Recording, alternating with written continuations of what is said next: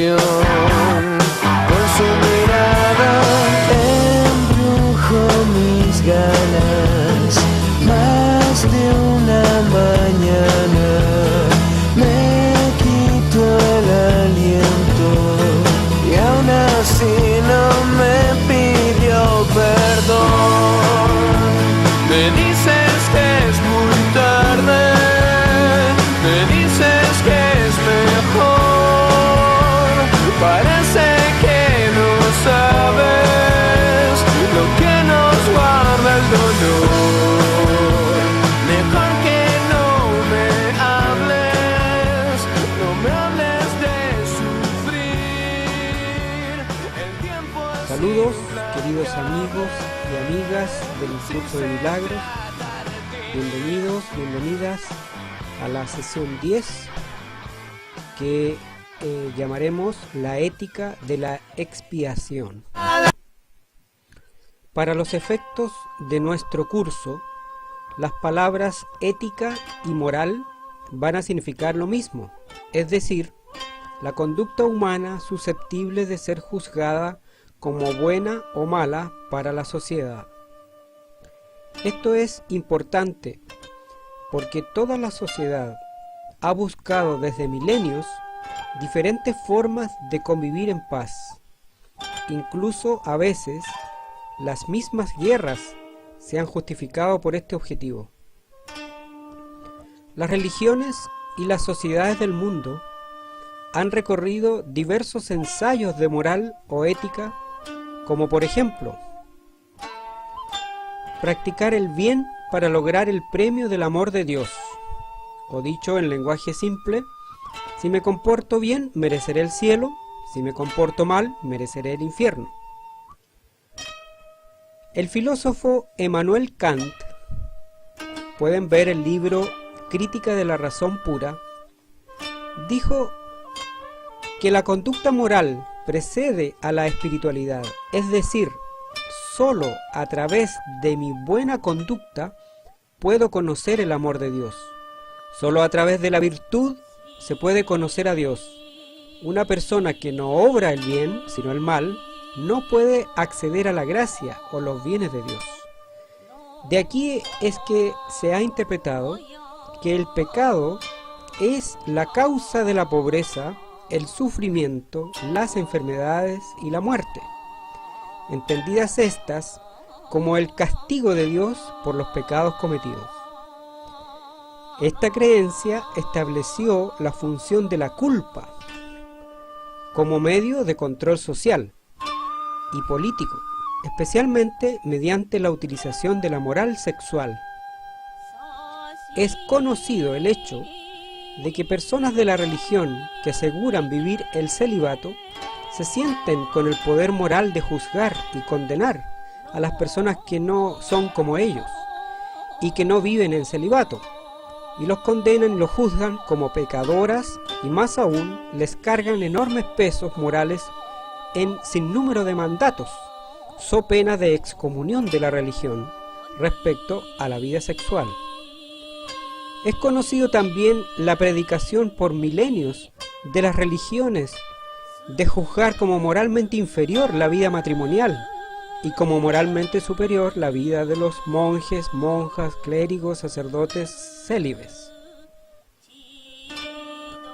Otra idea que han establecido las religiones es la afirmación de que el ser humano es en esencia pecador, es decir, es inherente al ser humano el no tener libertad frente al pecado, siempre va a caer en él, enfatizando una concepción negativa y fatalista del ser humano. Otra afirmación de las religiones es que Jesús, al morir por nosotros, los pecadores, pagó el precio con su sangre al demonio, y con eso Dios Padre dio por zanjado el juicio a los hombres. En otras palabras, dijo caso cerrado, y nos otorgó la redención definitiva, pero que solo se hace realidad individual si cada uno acepta esto como verdadero para sí mismo y confiesa que Jesús es su Salvador. No obstante, la redención no implica perder la mancha de pecador.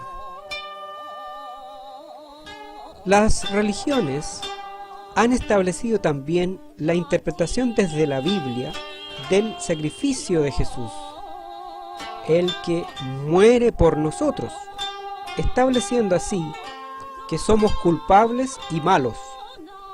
Aquí, la espiritualidad de la moral se basa en una cadena de sacrificios que tienen como finalidad aplacar el enojo, la ira de Dios, que paradójicamente debe terminar sacrificando a su propio Hijo. Es decir, la crueldad humana se cobra con la crueldad del Padre hacia el Hijo. Esta espiritualidad cree en el temor de Dios. Esta espiritualidad, por otra parte, se centra en la cruz, no en la resurrección.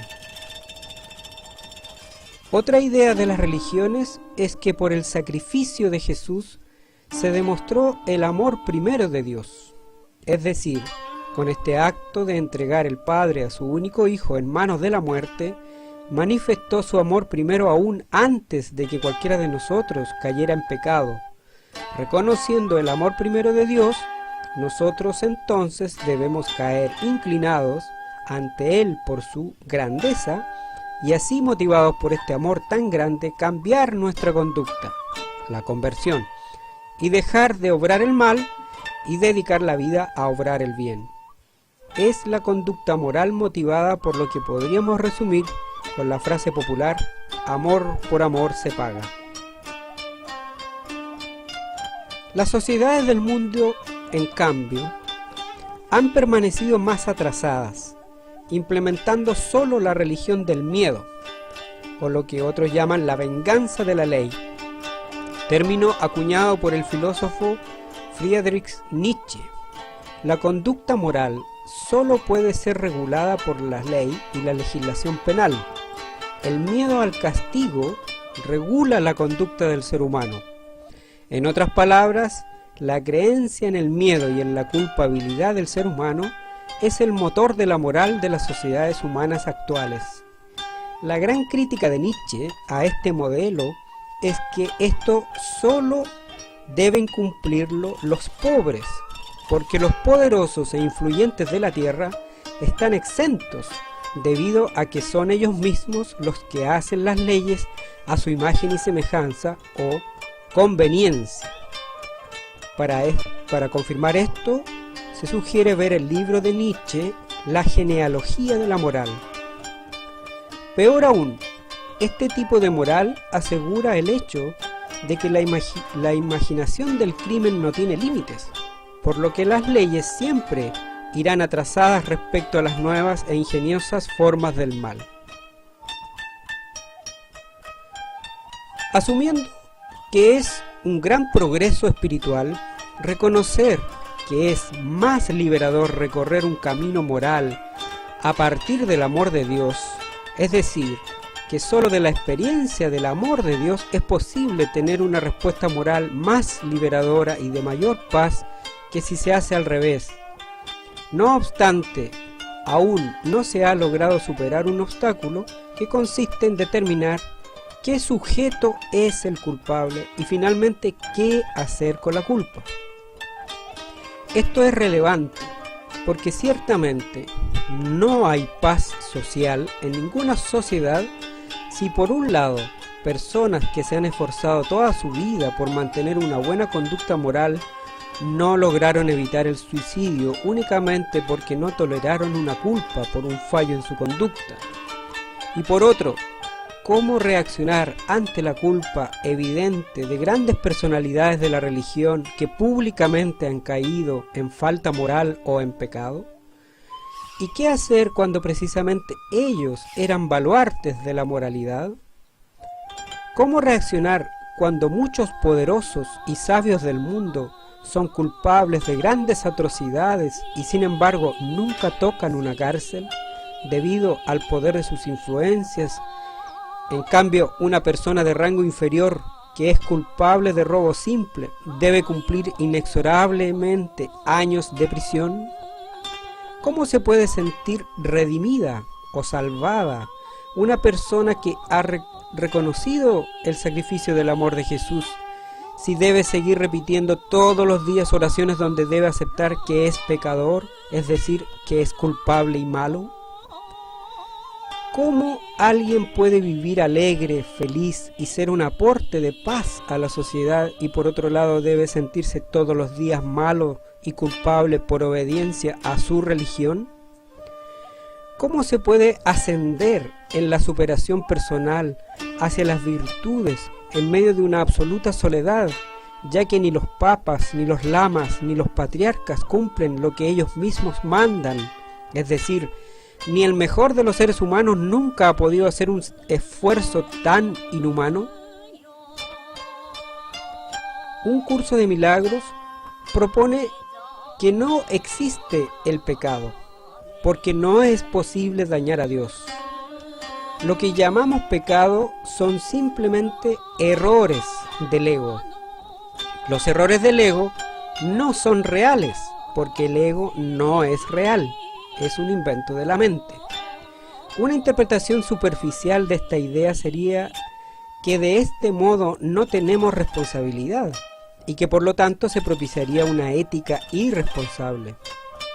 Un curso de milagros niega esto absolutamente porque la responsabilidad no radica en el ego, sino en el yo verdadero, el espíritu.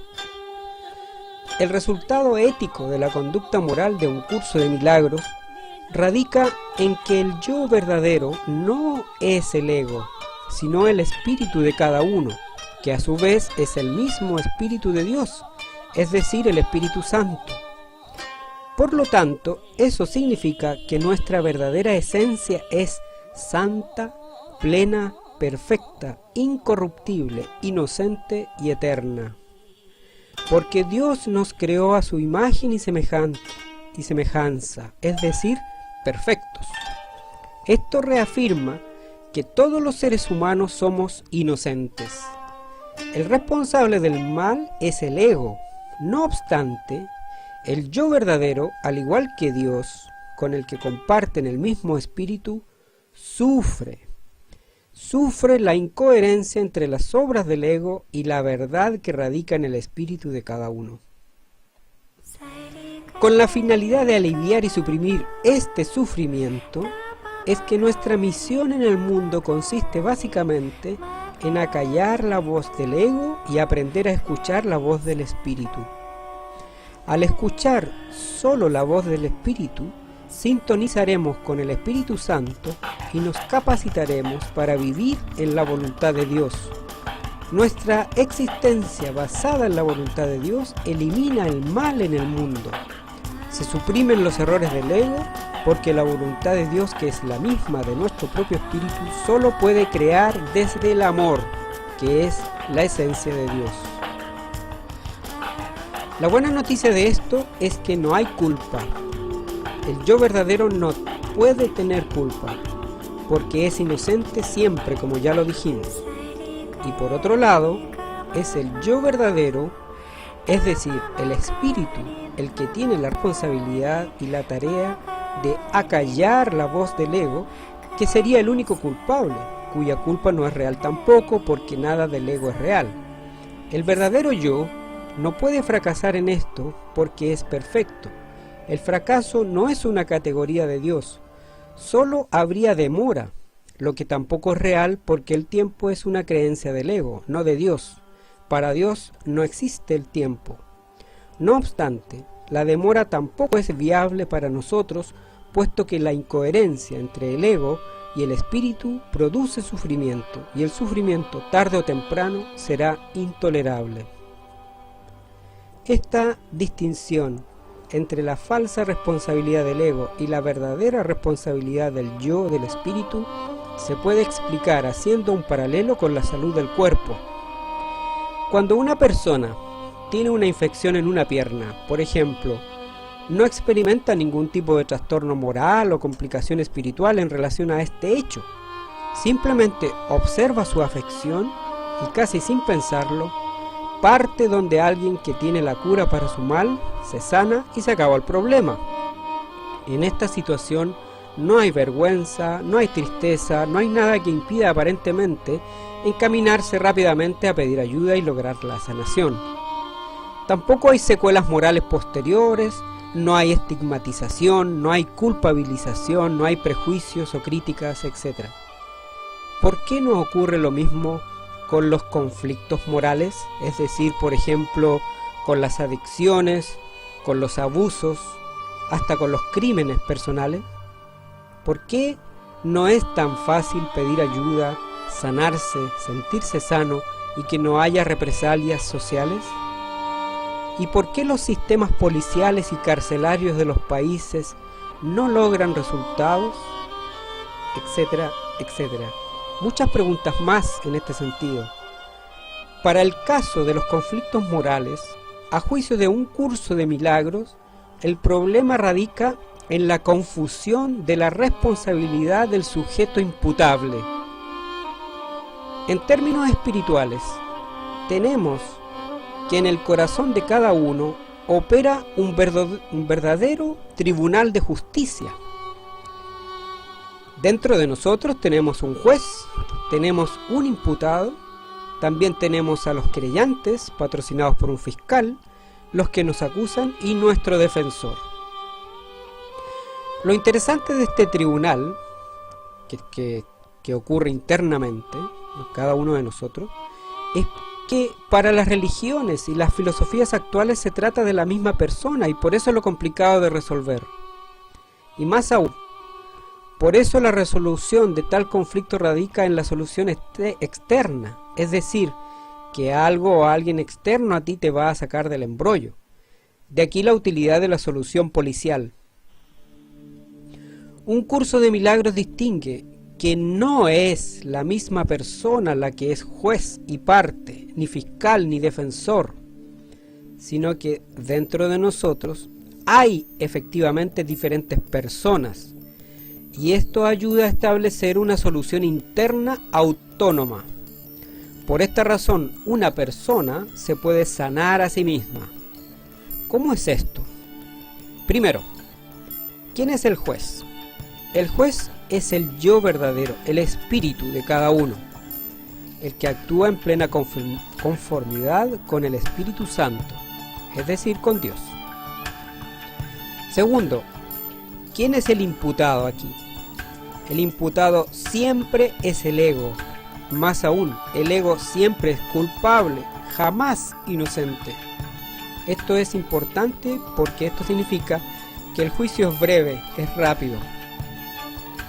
Los querellantes son las proyecciones del ego. Las proyecciones del ego nos acusan diariamente. El defensor es Jesús, quien prometió públicamente que estaría siempre con nosotros hasta el fin del mundo. Siempre tendremos nuestro defensor. La separación de las distintas personas responsables permite afrontar los conflictos morales con absoluta tranquilidad y firmeza. El yo verdadero, al tener una real percepción de los errores del ego, se moviliza rápidamente, corrige perdonando, es decir, dejando ir, se realiza la expiación y tenemos caso cerrado. No hay sufrimiento espiritual, no hay críticas ni prejuicios, no hay represalias ni estigmatizaciones posteriores, no hay nada. Solo hay paz y progreso espiritual hacia una vida más humana en plena y perfecta convivencia social. Esto es lo que se denominó desde muy antiguo con la palabra conversión, es decir, desde ahora la persona puede mirar hacia otro lado, es decir, hacia Dios, hacia la verdad que está en todos los hermanos. La otra idea importante de un curso de milagros es la afirmación de que Jesús no se sacrificó por nosotros, porque si esto hubiese sido así, entonces Dios estaría confirmando que somos malos, es decir, pecadores. Los sucesos de la cruz simplemente fueron un modo de enseñar que la muerte no existe y que lo único verdadero en esto es la resurrección, es decir, la vida eterna de todos nosotros. Con esto se suprime primero la falsa idea de que nuestra esencia es mala y segundo la soberbia o al menos la tendencia a ella, que pueda surgir en las personas que sienten como finalidad de sus vidas el sacrificarse por otros, llegando al extremo de dañar su propio cuerpo. La idea del sacrificio es una creencia del ego, no de Dios. Dios no podría soportar ni siquiera la idea de la crueldad entregando a su propio hijo. Pero la muerte es una creencia del ego. La idea de la muerte no es una categoría que esté en la mente de Dios. Por lo tanto, no es viable. Dios es vida y la vida es máxima manifestación del amor. Esa es su esencia. Por lo tanto, no hay perdón de los pecados, porque no hay pecados.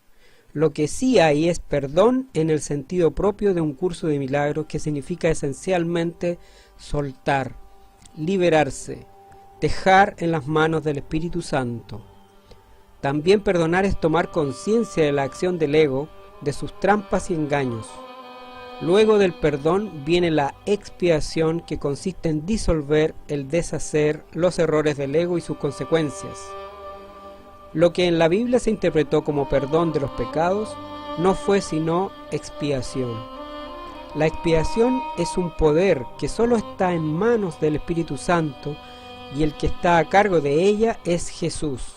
Es decir, Jesús tiene como mandato actual llevar a cabo el plan de expiación para toda la filiación, es decir, toda la humanidad, sin exclusión de absolutamente nadie. Acerca de la expiación, un curso de milagros afirma, entre otras cosas, textualmente lo siguiente: el principio de la expiación es el amor, y la expiación es un acto de amor. La expiación tan solo puede sanar. La expiación desvanece los errores que cometiste en el pasado, haciendo de este modo innecesario el que sigas volviendo sobre tus pasos sin avanzar hacia tu retorno. Tu retorno se refiere al regreso al Padre, que se inicia en la tierra recordando quién realmente eres, tu espíritu. Asunto que fue olvidado por el ego propio y el colectivo. La expiación es un compromiso total. Resulta difícil creer que una defensa que no puede atacar sea la mejor defensa. Eso es lo que se quiere decir con los mansos heredarán la tierra. Esto en contraposición a la idea de la venganza de la ley y en general de toda venganza, que según Nietzsche es el motivo hipócrita de toda ley. Para que la eficacia de la expiación sea perfecta, a ésta le corresponde estar en el centro del altar interior, desde donde subsana la separación y restituye la plenitud de la mente. Tanto la separación como el miedo son creaciones falsas que tienen que deshacerse a fin de que se pueda restaurar el templo y abrir el altar para que reciba la expiación. El altar de Dios es el espíritu de cada uno, es el centro de creación del cuerpo. El cuerpo es el que en la simbología bíblica se denominó el templo. Por esta razón, el espíritu es al cuerpo como el altar es al templo. Muchas gracias, mis hermanas, mis hermanitos. Nos vemos en la próxima.